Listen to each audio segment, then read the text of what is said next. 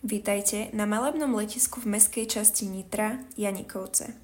Mieste, kde sa sny o lietaní pre mnohých stávajú skutočnosťou.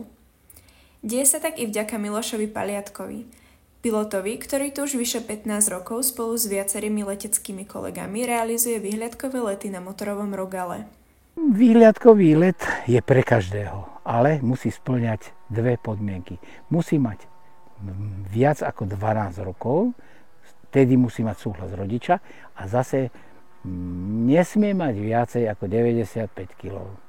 Výhliadkové lety motorovým Rogalom sú populárnou atrakciou Nitry, ktorá každoročne priláka niekoľko desiatok odvážnych záujemcov z rôznych kútov Slovenska. Najčastejšie ľudia chcú vidieť pohoria a najkrajší pohľad je na zrúcaninu hradu Gímeš, pohrebení Tribeského pohoria až do Dražoviec, hrad nitriansky, golfové ihrisko a späť na letisko.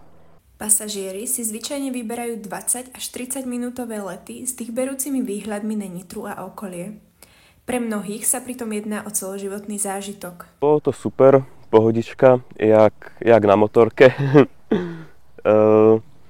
Kľud, pohoda, voľnosť. Každý let je však neopakovateľným zážitkom i pre samotného pilota.